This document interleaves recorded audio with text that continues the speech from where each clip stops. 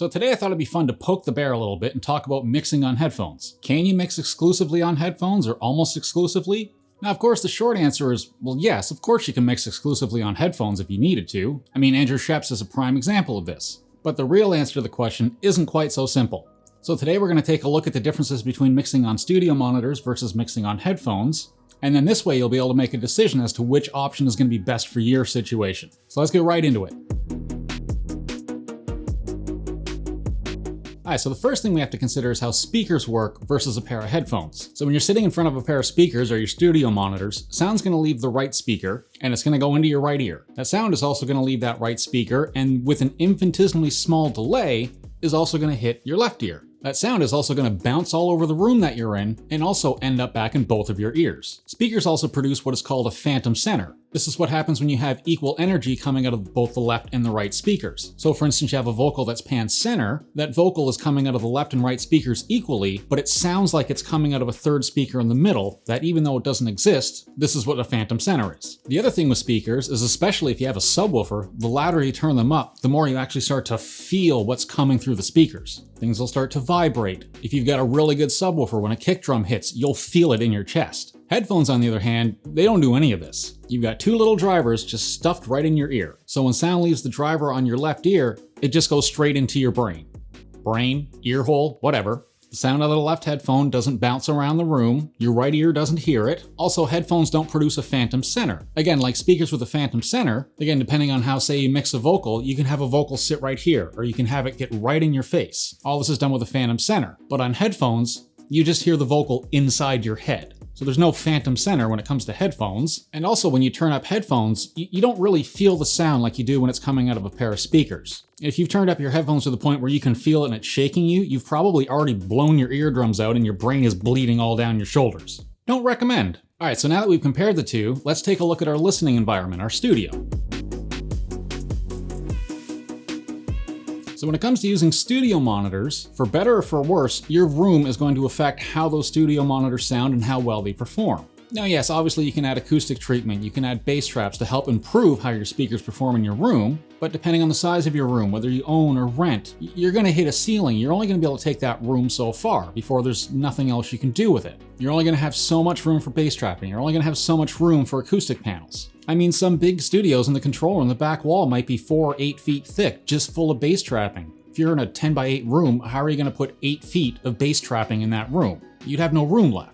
Headphones, on the other hand, there's zero interaction with the room. Again, because the sound is going directly into your ear, so the room plays zero part of it. So if you're mixing on headphones, it doesn't matter if you're in your studio, if you're sitting in a Starbucks, if you're on a subway. The environment doesn't change. The sound of the headphones doesn't change. Where you are has no bearing on it. And I'm just about out of tea, so I'll be back in a sec.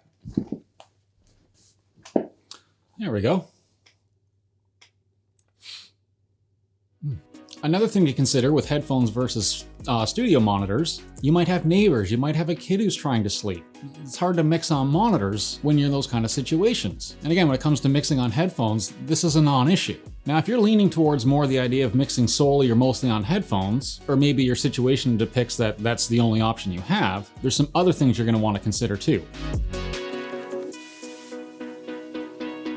Now, first is the type of headphones that you're going to want to buy.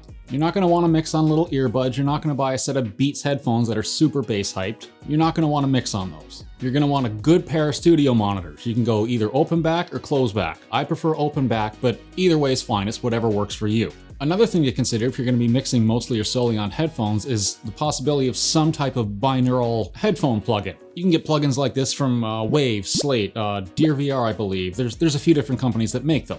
And what these do essentially is it creates a space so when you put on your headphones, it sounds like you're in an actual room. Another perk to software like this is typically you get multiple sets of monitors. Oh God, that was a hiccup. Ugh. So I mean, many of us just don't have room to have multiple sets of monitors. But with software like this, you can change the monitors, or you can even change the monitoring environment with a click of a button, which saves you having to make trips out to the car or trying to invest in, again, multiple sets of monitors, which you might not even have room for. Now, one other thing to possibly consider is a dedicated headphone amp.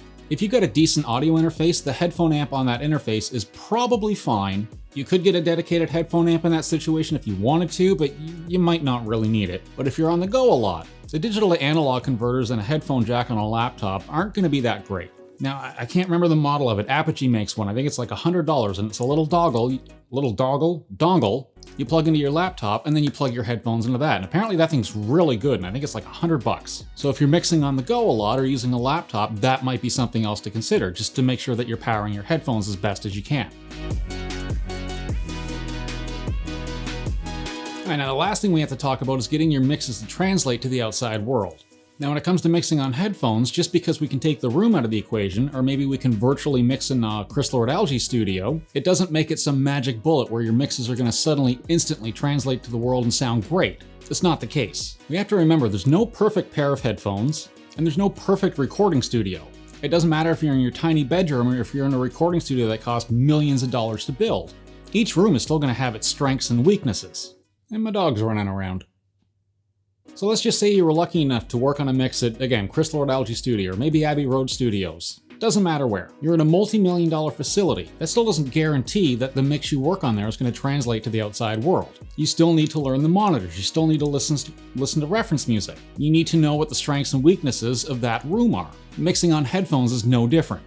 So it doesn't matter if you use headphones by themselves or if you use some sort of room emulating software to go with it. Emulating. So it still boils down to how do you take what you're hearing and have it translate to the rest of the world as best you possibly can. So boiling it down, yes, you can absolutely mix on headphones. Whether that's the best approach for you is a different story. You need to decide that on your own. But at the end of the day, it really doesn't matter if you use headphones or if you use studio monitors. As long as your mixes translate to the rest of the world and sound as good as you can get them, then it doesn't matter how you got there or what tools you used. It's whatever's going to work best for you in your situation. Anywho, I hope you found this video helpful. If you have any comments or questions, again, just leave them down below.